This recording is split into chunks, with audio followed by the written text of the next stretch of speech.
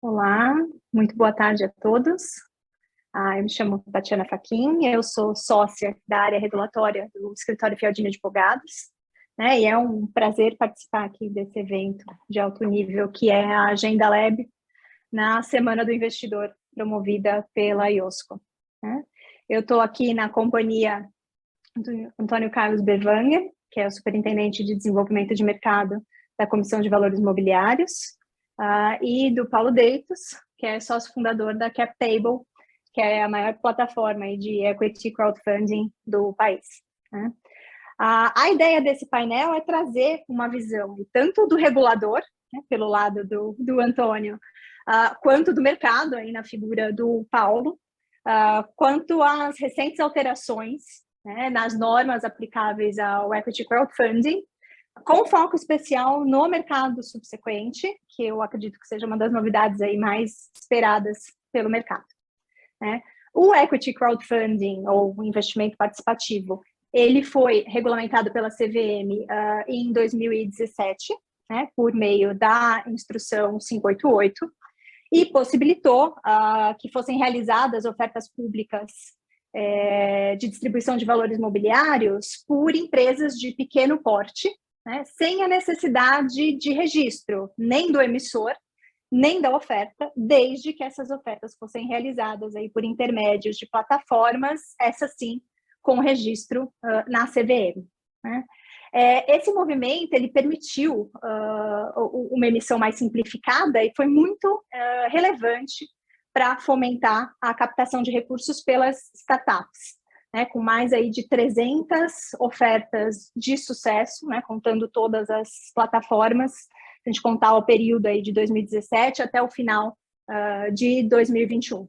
Né? E esse número tende a aumentar exponencialmente com o aprimoramento regulatório da resolução CVM 88, que entrou em vigor agora em julho, e que altera a regulação anterior, que era a instrução 588. Né? Dentre as principais alterações que foram trazidas pelo 88, eu destaco algumas, como, por exemplo, a ampliação do conceito de sociedade empresária de pequeno porte, né, que pode se aproveitar dessas captações via plataforma, que antes abarcava empresas com receita bruta anual de até 10 milhões, e agora isso foi ampliado para 40 milhões, desde que a receita do grupo, se ela fizer parte de um grupo, não ultrapasse os 80 milhões de ano. Também o valor máximo de captação, que passou aí de 5 milhões para 15 milhões, né? O limite máximo de investimento por aqueles investidores que não são considerados de alguma forma qualificados, que passou de 10 mil para 20 mil reais ano. Então, a gente ainda tem a proteção, né, daqueles que têm menos experiência de investimento, mas já deu uma maior margem para que essas pessoas possam ampliar, diversificar aí os seus investimentos. O fim da vedação de uso de material publicitário, né, ampliação aí dos meios de divulgação das ofertas, mas também sem perder de vista a proteção do investidor. Também a possibilidade de distribuição de lote adicional, né, que é algo que a CVM já tinha liberado aí de forma provisória nesse período de pandemia, num patamar de 20%, e agora está prevista em definitivo, né, como 25% do valor alvo máximo. A possibilidade de prestação pelas plataformas de um novo serviço, que é o serviço de controle de titularidade e participação societária, né, num papel bastante semelhante ao do escriturador de valores imobiliários. E o que talvez aí seja, né, a alteração mais aguardada, que é o objeto da nossa conversa de hoje, que é a criação do mercado subsequente para valores imobiliários emitidos via plataforma, né? Assegurando aí uma maior liquidez para esses títulos. Esse sempre foi o ponto de maior fragilidade nessas operações, porque a gente está falando de emissores de empresas fechadas e ainda de pequeno porte. Então, a saída do investimento não é simples. Né? Tendo esse cenário, né, em vista, eu queria ouvir primeiro de você, Antônio, aí, em linhas gerais, como que a CVM espera que funcione esse mercado subsequente e no que ele se diferencia do mercado secundário tradicional. Olá, Tatiana, obrigado pela pergunta. Boa tarde a todos. Boa tarde ao Paulo aqui que está dividindo aqui o painel comigo também. Prazer estar aqui novamente conversando sobre crowdfunding, que é uma modalidade aí, né, de oferta pública que é inovadora, né, e sempre muito instigante, né, para a gente conversar sobre, né, a regulamentação e o futuro, né, desse mercado. Bom, acho que essa pergunta ela é importante, né, para a gente diferenciar, né, os conceitos, né, do que foi efetivamente regulamentado neste momento, né, e, e não quer dizer que seja para sempre assim, mas é o passo que a gente conseguiu dar nesse momento versus o que a gente tem hoje, né, nos mercados tradicionais, né. Então, assim, importante dizer que a CVM tem uma regulamentação que trata, né, das entidades administradoras de mercados organizados de valores imobiliários, né, e aí a gente está tratando, né, do mercado de bolsa e do mercado de balcão. Atualmente, essas entidades elas cumprem a resolução CVM 135, né, que veio substituir a instrução CVM 461, que é uma regra bem pesada, assim, né, bem robusta, né, para aqueles que venham a aderir a ela,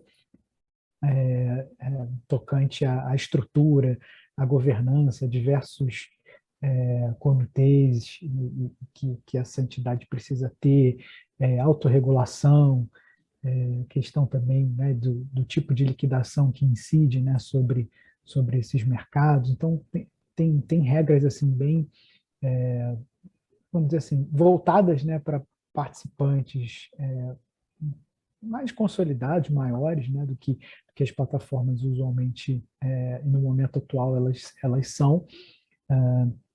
Então, a gente percebeu que não seria o caso de né, transformar as plataformas nessas entidades, de certa forma, mantendo, né, a regulamentação, né, desses mercados mais robustos na forma que está, mas dá vazão, né, para uma demanda que a gente via das plataformas e que a gente enxerga a razão e legitimidade, que é a possibilidade de facilitar, né, aquelas situações em que investidores que, né, participaram das rodadas de captação, né, dos valores imobiliários por meio das plataformas, eles queiram vender, eles precisam de liquidez em determinado momento, e a plataforma ela ficava numa situação desconfortável, né, porque ela não tinha autorização para fazer intermediação de operações secundárias, tampouco tinha algum mercado que ela pudesse indicar, pô, vai nesse mercado aqui que você vai ter ali uma cotação, né, uma saída para esse valor mobiliário.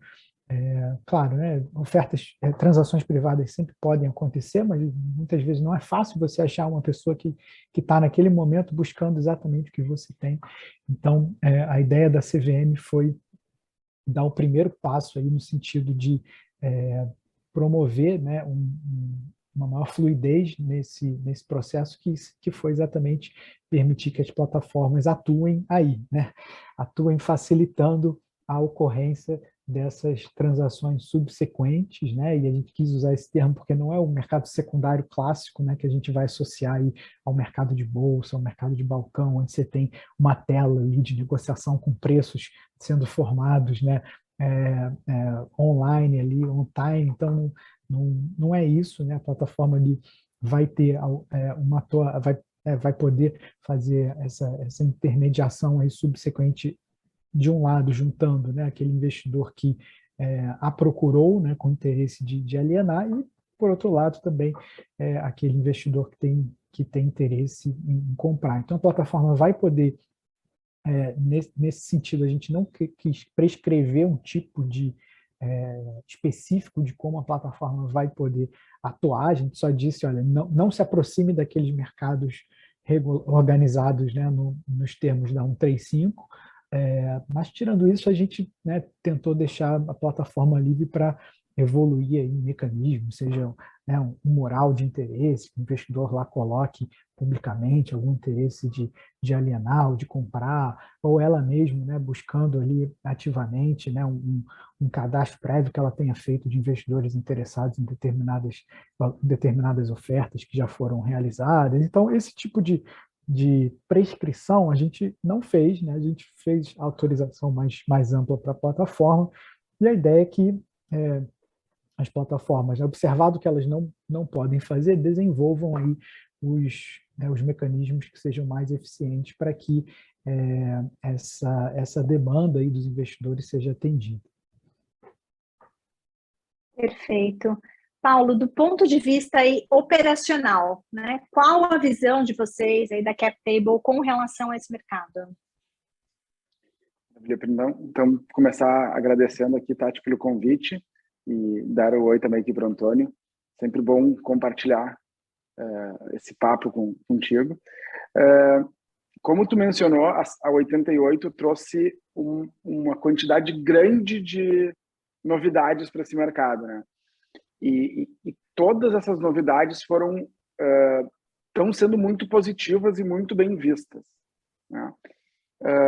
Porque a 88 ela terminou não só resolvendo a dor do subsequente, né, que é dar liquidez para o investidor, como ela trouxe um pouco mais de segurança e robustez para a plataforma, que a plataforma tem que oferecer mais segurança e robustez para as ofertas, e aumentando os limites, mais essas exigências, né, de controle de titularidade e de participação societária,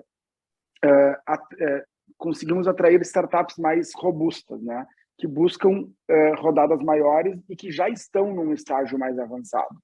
Então, todas essas mudanças, eles vêm para que o mercado de crowdfunding ganhe um nível na escala, né, de importância, e quem sabe aí no futuro possa crescer ainda mais, né?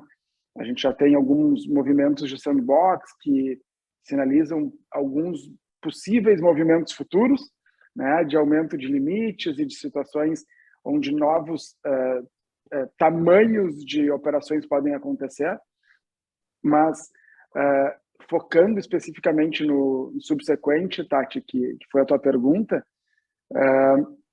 ele foi muito bem recebido pela nossa base de usuários, né? Então, a CapTable foi a primeira plataforma, não tenho notícias se tem mais alguém operando no subsequente hoje, né? Mas da nossa base, que é uma das maiores de número de investidores, a gente tem praticamente 7 mil usuários que já investiram em alguma rodada, logo estão aptos para participar do subsequente. A gente já teve mais de metade deles entrando, aceitando os termos e condições do mercado subsequente e dando uma olhadinha, pelo menos, né? E foi muito interessante ver que logo no lançamento tinha um pouco represado uma demanda de pessoas que precisavam dar liquidez para aquele investimento que foi feito. Então, teve um comecinho ali com um pico e agora deu uma normalizada, né? A gente tem tido, assim, de ofertas no nosso mural, é constante, né?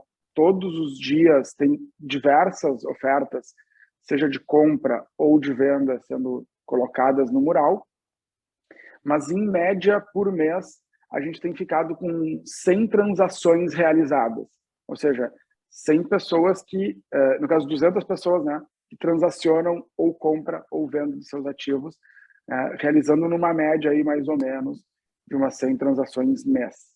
Então, o volume não é esperado que seja gigantesco, né? Acho que a própria CVM, com experiência também do um pouco do que a gente passava, não tinha essa expectativa, eu acho, né, Antônio?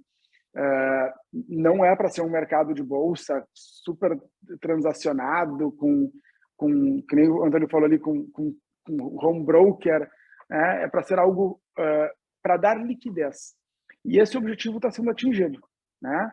A gente vê que as pessoas estão conseguindo transacionar e realizar algumas negociações, muito mais com esse intuito, né? Não é um intuito de tentar tradear ali, tipo, fiz um investimento e já quero ganhar algumas vezes, ou quero comprar descontado de alguém para vender, como se enxerga muito nos mercados mais consolidados, tradicionais, né? Aqui não, aqui o foco, e a gente conversa com muitos dos investidores, é muito esse objetivo. Pô, eu tive uma situação aqui, eu precisava de liquidez, e eu consegui realizar isso através do subsequente. Então, na nossa visão até agora, em 3 meses de operação, é que está cumprindo o seu objetivo e está sendo muito bacana ter essa oportunidade. Antônio, como que você entende que a abertura desse mercado subsequente pode afetar o mercado primário, né, as emissões, né? E além, né, dessa questão mais óbvia aí da liquidez, o que teriam de vantagens, tanto na ponta do investidor, quanto na ponta também dos emissores? Legal, e aqui eu começo confirmando aqui que o Paulo falou que a nossa expectativa realmente não é de uma super liquidez, né?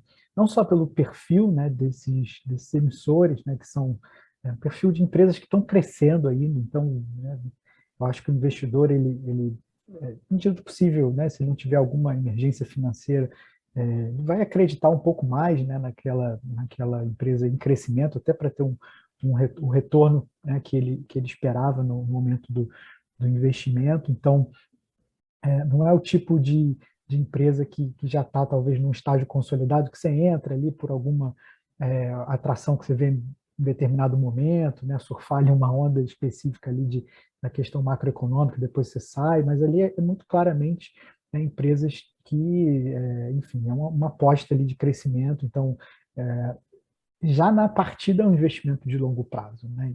E a gente tenta deixar isso muito claro, né, nos materiais didáticos, né, do crowdfunding, nos materiais que a própria empresa faz no momento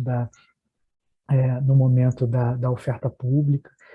Mas o que a gente também tem que ter em mente é que o investidor do crowdfunding, ele, na maioria das vezes, é pessoa física, né? Pessoa física, muitas vezes, né, no termo aí da regulação, não qualificada, né? Mas investidor mesmo que a gente chama de varejo, mas tipicamente. Então, esse tipo de pessoa, né, que somos nós, a gente tem, né, momentos da vida que a gente vai precisar, né, de uma emergência financeira, né, de fazer um caixa, ou vai dar uma entrada num apartamento. Então, você tem situações que, de fato, se você não tivesse essa possibilidade de uma saída, ainda que não aquela saída esperada, né, que é a venda mesmo né, do controle da empresa ou do capital da empresa para uma etapa subsequente de crescimento, essa saída a que eu me refiro aqui é um atrativo para o investidor, né? Porque por mais que ele acredite no longo prazo, por mais que ele, vamos dizer, tenha uma expectativa de ficar, né, por 5, 6, 7 anos dentro da empresa, ele sabe também que a vida é dinâmica e naturalmente, tendo essa possibilidade, o crowdfunding ele se torna mais atrativo, né? É uma limitação que antigamente se tinha, né, do modelo de crowdfunding, que hoje a gente buscou remover. Claro que não é uma liquidez perfeita, mas você já tem aí os negócios aí que o Paulo comentou, o número de negócios até corroboram isso, né, bem satisfatório assim, para um começo, né? Então, vai lá. Me permite interromper um segundinho aqui, e é exatamente isso que tu falou, Antônio. As pessoas não querem se desfazer dos títulos que eles compraram na plataforma. Elas enxergam um longo prazo para aquele investimento, né? Inclusive, a gente já teve 2 exits, onde 2 empresas tiveram o controle, e tinha gente que dizia, eu não quero vender, eu quero ficar, eu acredito né? demais nesse negócio. Foi até um issue, né? A empresa foi vendida, infelizmente agora tu não vai poder continuar. Não, mas eu quero ficar, diz para o comprador que eu quero ficar, né? Então, é bem isso que tu falou. Bem legal.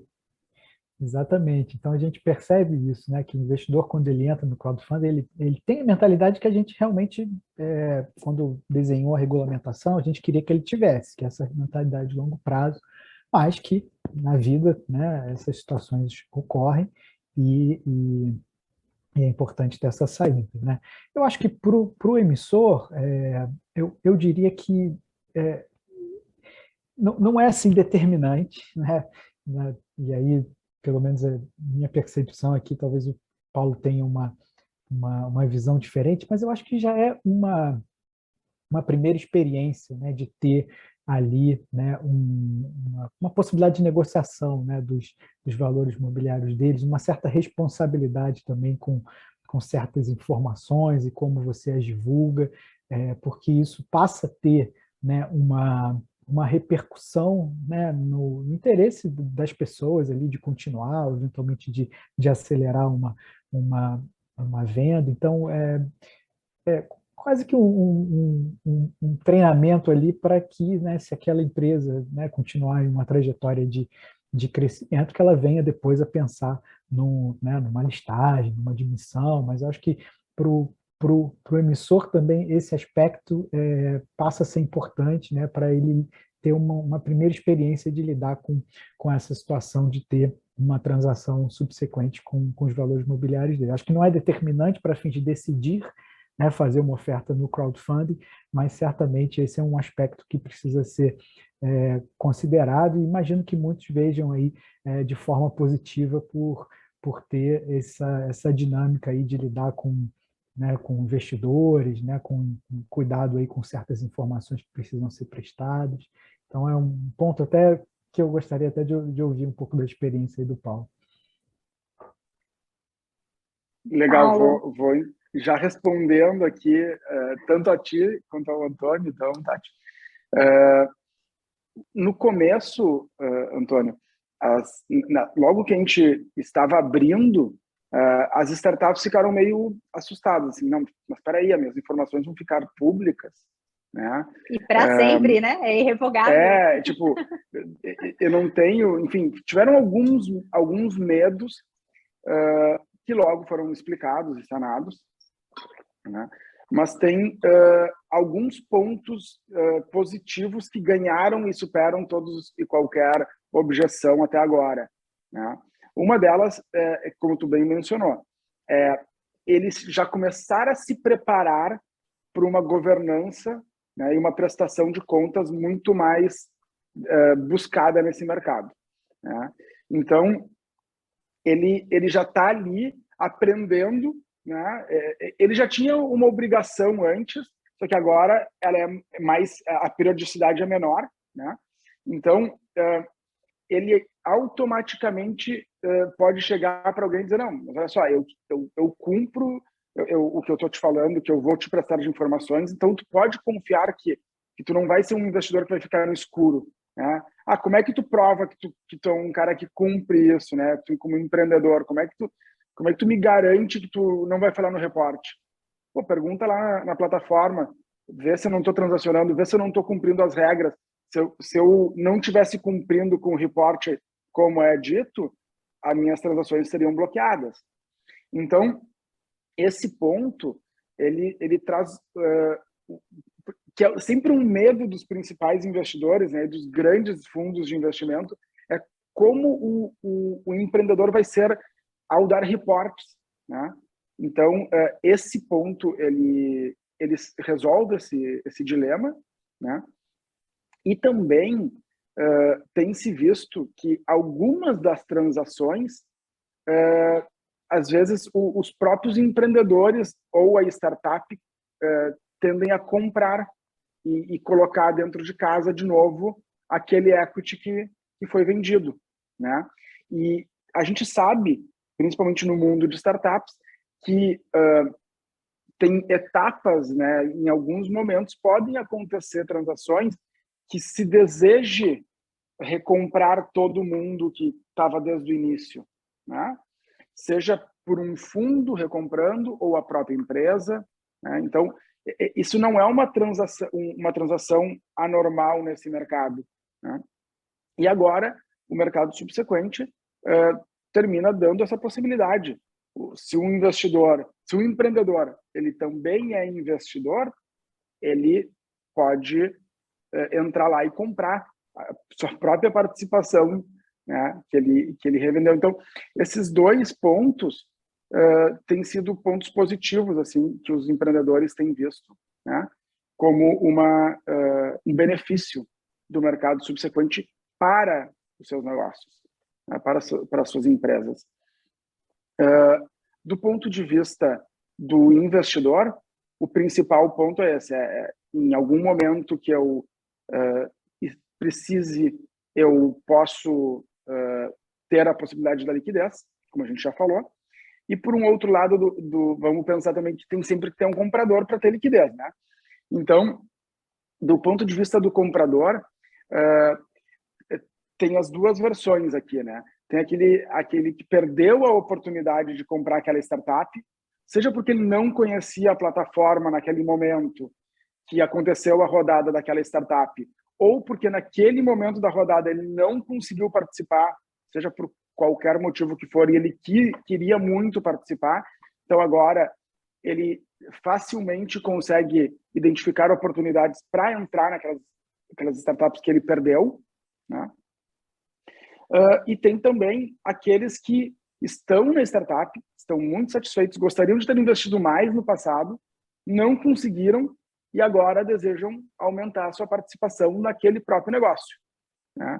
Então, a gente vê aí que para a startup é legal, para os investidores, tanto do lado de vista de liquidez é legal, quanto do lado de vista de eu quero entrar naquele negócio que eu não pude ou que eu quero aumentar a participação. Então, só pontos positivos, né? O único ponto negativo que era, as minhas informações vão ficar públicas, foi rapidamente resolvido com aquele ponto que eu comentei antes. Não, perfeito, Paulo. Bom, o subsequente ainda está aí no estágio super embrionário, né? A norma é de abril, entrou em vigor agora em julho, né? Mas já, né, com essas primeiras transações e sentindo um pouco aí da reação do mercado, tem algum ponto, Antônio, que a CVM, de repente, esteja pensando em ajustar, por exemplo, a questão do investidor, né? Só pode participar do subsequente quem é considerado investidor ativo, que é quem já tenha participado de alguma oferta na plataforma aí nos últimos 2 anos, né? Eu tenho que, de alguma forma, já ter participado ali de alguma oferta para poder entrar no subsequente, não é qualquer um, né? Ou então, uma flexibilização ali na questão da fungibilidade, né? Porque hoje eu só posso fazer o subsequente de valores mobiliários que sejam fungíveis, que sejam idênticos aos que foram emitidos. Não necessariamente só o que foi objeto daquela emissão, mas tem que ser o valor mobiliário idêntico. Mas a gente pega, por exemplo, boa parte das emissões elas são feitas com mútuos conversíveis. Em um determinado momento, esse mútuo vai ser convertido em ação, e a ação é um valor mobiliário diferente do mútuo conversível, né? De repente, eu poderia fazer esse subsequente com essas ações que são naturalmente decorrentes daquele mútuo que foi objeto da oferta inicial. Tem algum estudo ou alguma questão que vocês estejam pensando aí dentro no regulador? A gente, enfim, tem investido muito nessas iniciativas de sandbox, né? Como o Paulo até mencionou, a gente tem alguns projetos que envolvem a emissão, distribuição pública por meio da 88, né? Com algumas dispensas. Claro que ali no sandbox a gente está ali testando muita questão ali de tokenização, né? Dos impactos disso, né? Na negociação e pós-negociação.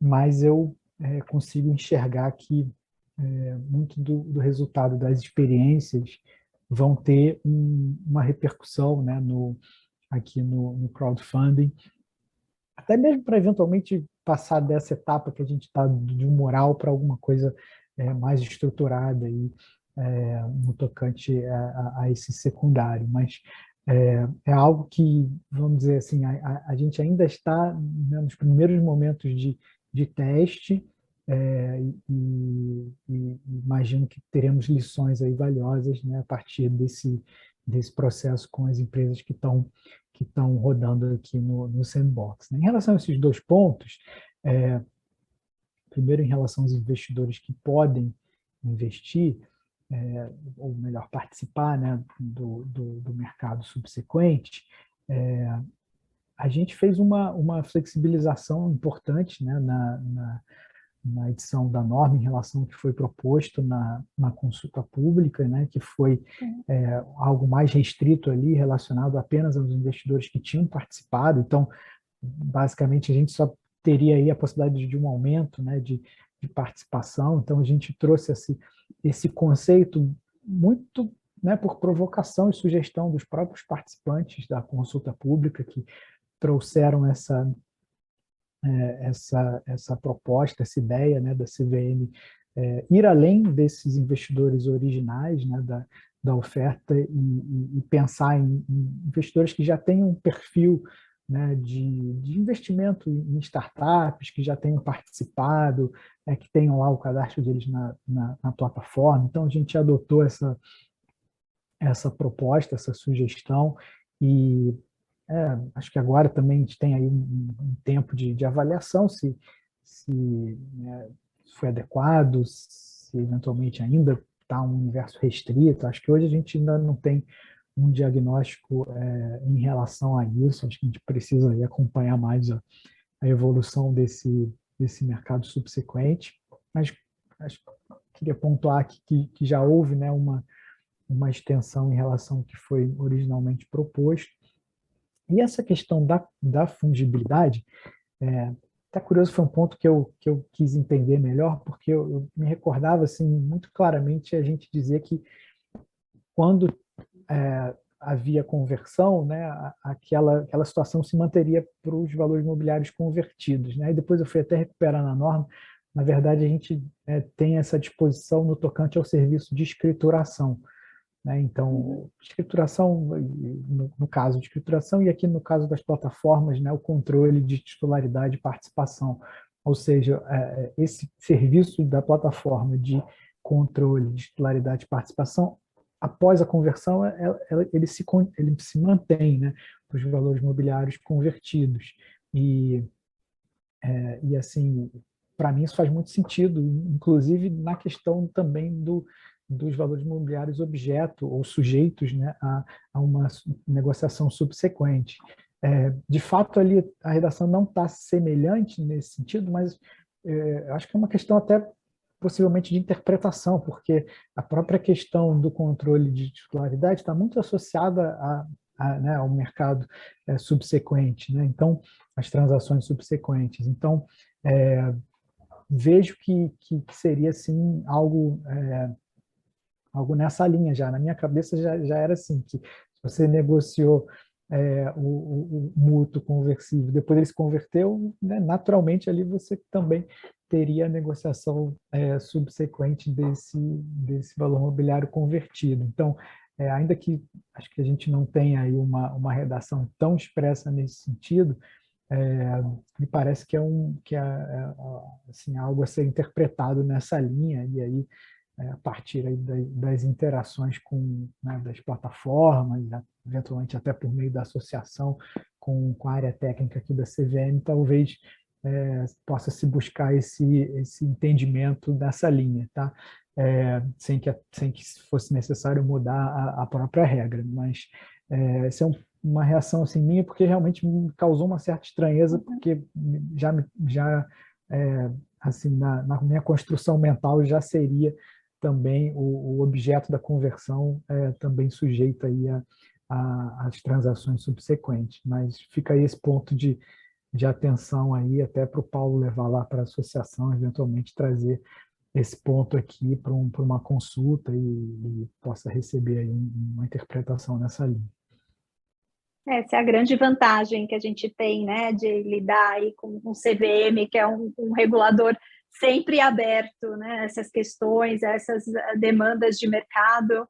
É uma parceria muito bacana mesmo. É excelente a gente ter um regulador que esteja sempre em linha aí né, sem, obviamente, perder de vista toda a questão de proteção e tudo mais, mas que está sempre em linha com o mercado e que, né, consegue entender e atender alguns desses pleitos que às vezes não está 100% perfeito ali, detalhado na norma, mas que a gente imagina que fosse, inclusive, a intenção da CVM com esse normativo, né? Então, muito bacana de ouvir isso de vocês.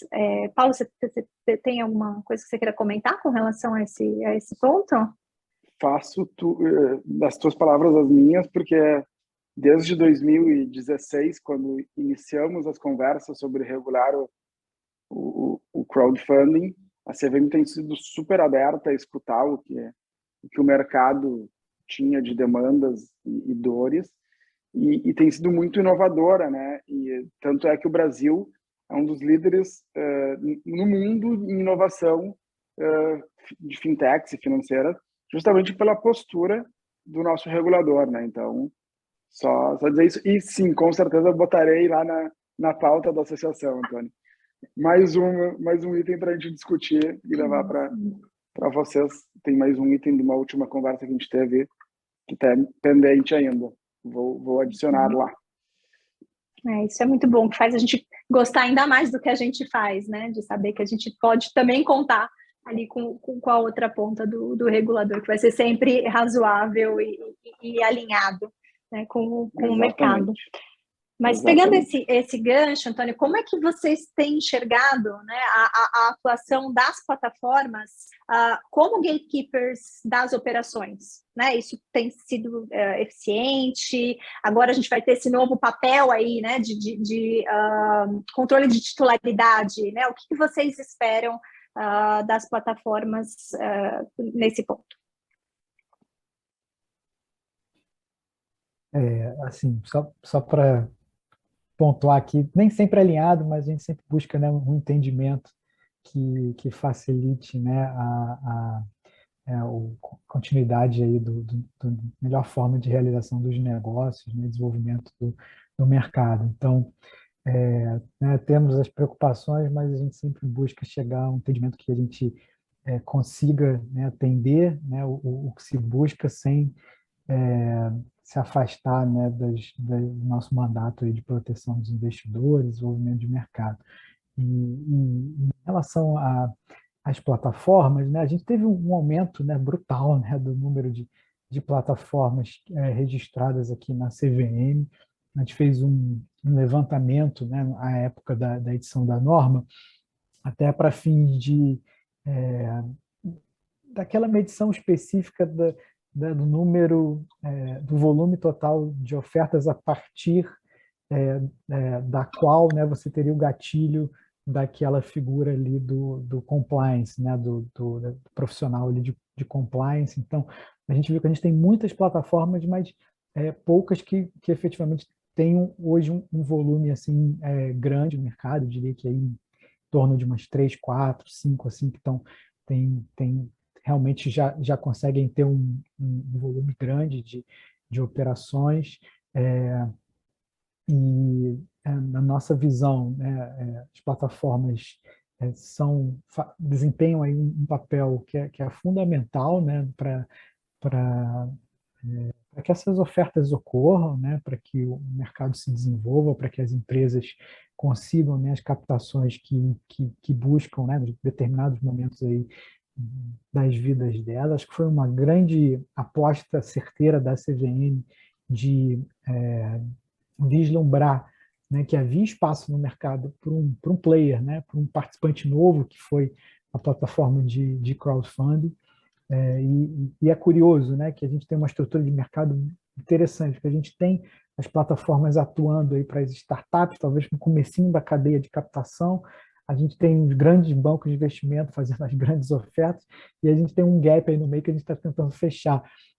Mas antes das plataformas, a gente tinha já essa questão, poxa, como é que será que tem um player aqui que pode chegar e atender, né, a esse mercado que está buscando esse tipo de captação, os investidores que estão buscando também um investimento, né, em startups, que é um investimento de risco, mas que, né, por outro lado, tem um retorno, né, atrativo com o crescimento delas. Então, e eu acho que foi um acerto, né, a gente ter legitimado, né, a figura das plataformas na regulamentação. Acho que hoje isso fica claro. Claro que a gente tem também diferentes perfis, né, de plataformas, né, e algumas que estão mais estruturadas, outras menos, umas que dão mais trabalho para a supervisão, outras menos, como, né, em geral ocorre, né, em todos os participantes regulados aqui pela CVM. Mas, de maneira geral, a gente tem um entendimento que o mercado evolui bem, né, dentro do que a gente espera, que as plataformas cumprem o papel delas, né, e muitas vezes a gente vai ter um trabalho aí maior de orientação, né, quanto ao cumprimento de certas normas, de certas regras, do que a gente espera especificamente. Mas eu acho que isso faz parte, é um mercado também que, apesar de já ter aí, né, alguma estradinha, é bem novo, né, quando a gente olha para o histórico aí do mercado de capitais brasileiro. Então, é um participante que ainda tem muito a se desenvolver, a se consolidar, e a CVM tem aí esse papel de orientar, né, ao melhor cumprimento da regra. Excelente. E, Paulo, e para as plataformas aí, o que mudou com essas novas responsabilidades? Então, aumentou um pouco o nível de responsabilidade Um pouco é ótimo. e de compliance, né, do que a gente já tinha. Consequentemente, também mais segurança, né? Controle de titularidade exige mais seguranças sistêmicas, né? Quando a gente está falando de controlar as posses das pessoas, então muito backup, muito controle de cibernético, né? De segurança cibernética. Então, aumentou um pouco a complexidade do controle, mas nada que atrapalhe o desenvolvimento, né? E continuar operando. A gente entende que os aumentos, né, a flexibilização de toda essa regra, que trouxe vários benefícios, supera em muito o trabalho a mais que se tem. E não teria, na nossa visão, como ter a flexibilização sem mais responsabilidades, né? Porque, afinal de contas, a gente está mexendo com poupança popular, né? Então, não seria... seria ruim ir dormir tranquilo, não tendo mais cuidado, né, com o que está sendo colocado no mercado. Então, no final do dia, é muito bem visto esse aumento de exigências regulatórias que aconteceu, né? E no final do dia também, ele tem sido... as startups também têm mais obrigações, né? Então, por exemplo, tem startups que a gente captou nas nossas primeiras rodadas que vão superar 10 milhões de reais de faturamento esse ano e que a partir do ano que vem vão ter que ter auditoria, que não tinha essa obrigação antes. Mas, como eu falei, é uma obrigação a mais para ele que traz um benefício para uma próxima rodada, para uma próxima negociação. Então, todos os aumentos terminam tendo seus benefícios que superam, seja para cap table, seja para as plataformas, ou seja para startup, né? Superam os benefícios, superam as exigências, né? O aumento de trabalho, ou talvez até um pouquinho de aumento de custo operacional. Então, no final do dia, foi bem positivo. Não, bacana. Bom, a gente está falando aqui, né, de subsequente e tudo mais, mas nem toda oferta, né, via plataforma de crowdfunding vai necessariamente ter o mercado subsequente, né? Então, em que momento ou em que momentos essa escolha pode ser feita, né, pelo emissor, e como o investidor pode saber, né, se esse investimento dele vai ou não ter a liquidez do subsequente, Antônio? Pois é, né? Esse é vamos dizer assim, uma reflexão que o emissor tem que fazer, que é super relevante, né? Se ele já sai, né, desde o momento da oferta prevendo essa possibilidade, eu acho que tem aspectos positivos de se fazer isso, né, em relação à atratividade do que está sendo oferecido nesse momento, né, por tudo que a gente falou aqui, né, relacionado aos investidores, né, a possibilidade de liquidez. Então, acho que isso auxilia, né, no sucesso da captação, né, se ele já vier né, a público, no momento da oferta pública, informando que ele vai se submeter ali ao mercado, autorizar, né, a plataforma a transacionar, né, os valores imobiliários dele, né, no momento posterior à oferta. Então, isso acho que a primeira reflexão dele é nesse momento ali da realização da oferta. Então, é um momento que ele vai ter que informar se vai ou não ter essa possibilidade, né? Mas o fato, né, dele não autorizar nesse primeiro momento não quer dizer que ele não possa depois, né, a partir né, de dado momento, buscar para a plataforma e autorizá-lo a fazer as transações subsequentes com os valores imobiliários que foram objeto da oferta previamente, né? Isso pode, inclusive, em relação ao estoque, né, antes da edição da norma, as emissores que já tinham feito ofertas podem buscar a plataforma para fim dessa autorização. O que a gente, uma coisa que a gente amarrou ali é a possibilidade, a não possibilidade de uma revogação dessa autorização, ou seja, uma vez que você já trouxe ali para o investidor, né, uma expectativa de que ele vai conseguir ter essa liquidez, né, ainda que, né, restrita a essa condição aí de transação subsequente, que isso seja revogado. Então, ele realmente se compromete, a partir do momento que toma essa decisão, né, com a possibilidade de transações subsequentes com o valor imobiliário dele, e por isso a gente reforça aí a importância de ser uma decisão refletida, né, por parte dos emissores, mas que, enfim, acho que principalmente no momento da oferta, né, que é um momento que ele quer ser mais atrativo para os investidores, é um fator aí adicional para que ele possa obter sucesso na captação. Paulo, como que está sendo isso? As pessoas já estão procurando né, o subsequente de início, ainda estão com receio? Como é que está essa receptividade aí ao subsequente?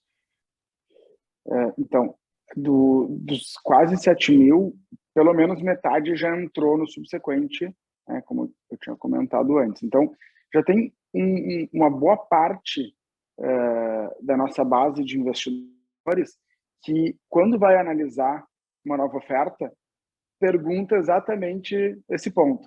Essa startup já está prevendo estar no subsequente? Porque por mais que, como a gente falou, não seja algo que o cara vai imediatamente comprei na oferta primária e já colocar no nosso mural lá de oferta, que não é essa ideia, esse objetivo, mas o fato de não ter a liquidez, ou de o empreendedor não desejar ter essa participação, é um aspecto negativo na hora do investimento, tá? Então, já tem sempre, a gente já fez algumas rodadas desde 88 e tem sido já recorrente, e não é sempre as mesmas pessoas, então é algo que se deseja mesmo, as pessoas desejam essa possibilidade de ter a liquidez, né? A possibilidade de ter a liquidez se vier a ser necessário, né? Então, o mercado, como o investidor vê isso positivo, os empreendedores que estão nesse momento aí, vendo se vão aderir ou não já no lançamento, sempre tem aquelas dúvidas, a gente termina indicando que eles conversem com os outros empreendedores que já estão no subsequente também, para que eles peguem a opinião deles, e aí no final tudo termina sendo mais fácil, né? As pessoas veem que não é algo complexo, né? Que não traz nenhum problema deixar as informações mais abertas e no final os empreendedores, todos os novos empreendedores, né? Novas rodadas estão já entrando com a adesão ao mercado subsequente, né? Então, a gente acredita que a gente já está com perto de 60 startups e se continuar esse ritmo aí, daqui a pouco a gente vai ter 200, 300 startups e aí sim começa a ser algo que talvez possa ter um volumezinho um pouquinho maior, né? Mas o legal é ver isso. Todo mundo está querendo aderir, está aderindo, né? Apesar de ter algumas dúvidas, no final termina aderindo. E foi um super acerto do jeito como veio, porque não ser 100% aberto também traz uma camada de proteção para as informações do empreendedor, né? Só acessa quem pode acessar o subsequente. Então, só pode acessar o subsequente quem já investiu na plataforma. Claro que é um número grande de pessoas, mas não é 100% do público, né? Então, no final, terminou sendo um movimento que talvez possa mudar daqui a pouco, como o Antônio falou, não sabemos se em algum momento vai ser liberado para 100%, mas para esse estágio inicial, terminou sendo bem acertado, porque a gente não foi nem para o 8 nem para o 80, a gente chegou num meio termo que faz bastante sentido e que está sendo bem visto pelo mercado. Maravilha. Meninas, a gente está chegando aqui quase no final do nosso tempo, né? Então, para a gente terminar aqui o painel, eu queria saber quais seriam aí os principais pontos de atenção para o investidor que tem interesse em investir por meio de plataformas de crowdfunding, que acho que no fim do dia é a preocupação primária aí da CVM, né, Antônio? Sim, sem dúvida. E antes de entrar nessa pergunta, nessa resposta, né, eu só queria comentar que esse ponto aí da confidencialidade, né, das informações foi um ponto assim super relevante, né, quando da edição da 88, né, porque realmente para muitos emissores, né, para muitas empresas, ainda se está num estágio em que o sigilo das informações, assim, de ideias, né, de projetos que vão ser desenvolvidos após aquela captação, é muito importante. Eu cheguei a ouvir a época da edição da norma que o sigilo, a manutenção do sigilo é até mais importante que a viabilização da captação. Então, em alguns casos. Então, assim, aqui a gente teve esse cuidado, né, de certa forma, claro, né, você tem que dar informação para quem pode, eventualmente, tomar a decisão de investir, né, de participar ali do subsequente adquirindo, né, mas a gente realmente seria um extremo muito grande e, eventualmente, até prejudicial para o crowdfunding, se a gente obrigasse que ficasse, por exemplo, na internet, com acesso público para todo mundo, inclusive para aqueles que, né, nem estariam interessados, né, em adquirir, só estariam fazendo ali, né, uma busca por determinadas informações. Então, é importante ter vamos dizer assim, essa camada, né, de a partir, né, de uma certa segurança ali de quem vai poder ter acesso às informações, até para manutenção, né, do interesse das startups em aderir, né, às transações subsequentes, né. E em relação às preocupações da CVM, eu acho que não mudaram, né, em relação a 2017. A gente continua entendendo que é um investimento de risco, né, um investimento num negócio que pode ou não dar certo, que ainda não está consolidado.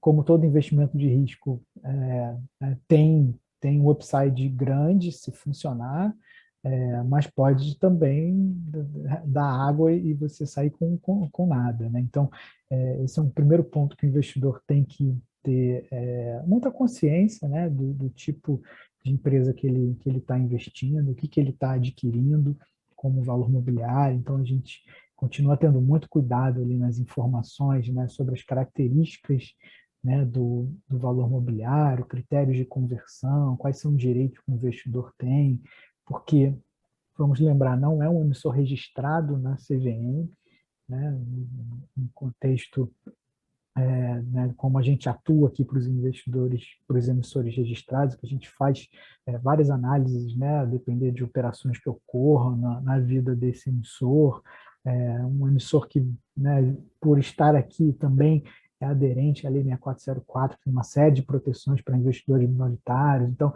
né, o investidor não vai achar, né, certas proteções, né, no emissor de crowdfunding.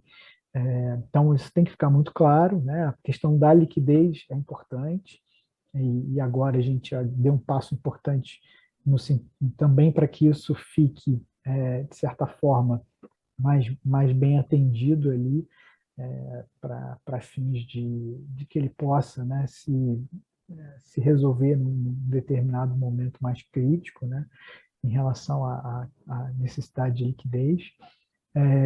Então é isso, eu acho que a gente se fia muito na questão dos limites, né, individuais, que por mais que tenham sido aumentados, ainda estão lá. Então, é uma regra que possibilita que investidores, né, não qualificados tenham acesso a investimento de risco, tá, com algum limite, mas, né, um cuidado muito grande aí, para que ele tenha todas as informações necessárias para dar esse passo e se aventurar aí no mercado, né, de private equity, venture capital de startups, né? Então, a gente continua achando que é um investimento super bacana e com um lado positivo bem interessante de acreditar em projetos inovadores, em ideias interessantes, mas que, claro, né, tem as preocupações típicas aí de um regulador no tocante à proteção dos investidores. Perfeito. Paulo, tem alguma consideração final? Eu só diria o que a gente gosta muito de defender aqui, por sorte, os nossos investidores terminam, a sua maioria, nos escutando, ou até já era a ideia, criem um portfólio, né? Porque todos os cuidados que o Antônio mencionou são necessários, né? E a principal forma, na nossa visão, de mitigar isso em vez de concentrar o teu investimento, que já é um investimento de risco, que pode não dar certo, diversificando, né? Então, agora com a liquidez, com essa, tipo, adicionam alguns níveis de simplicidade, de facilidade de sair, né? Mas não elimina o risco de dar errado. Então, criar um portfólio, diversificar os seus investimentos, além de tudo que o Antônio mencionou, é o que eu acho, é a dica que a gente sempre dá para os nossos investidores, né? É o clássico, né? Não colocar todos os ovos na mesma cesta, né? Acho que essa diversificação é fundamental mesmo, seja aí dentro de diferentes ofertas na plataforma, como também em outros investimentos, né? Mas excelente, meninos. Estamos com o nosso tempo aqui encerrado. Queria agradecer muito, né, a participação de vocês. Obrigada aí por ter aceitado o convite. Obrigada ao pessoal do Lab pela oportunidade, né, de estarmos aqui, de falarmos sobre esse assunto aí que é uma paixão, né? Mas é isso. Opa, acho que a Tati caiu. Então, A Tati caiu. Podemos caiu. despedir aqui, né? Já estamos no horário. Isso Agradeço aí a todos pela audiência e um abraço. Obrigado, Antônio, por compartilhar mais esse painel. Obrigado a todos aí, ao Lab por organizar e a Tati e o Fialdini Advogados pelo convite. Tchau, tchau. Um abraço, Paulo. Um abraço, Antônio. Tchau, tchau.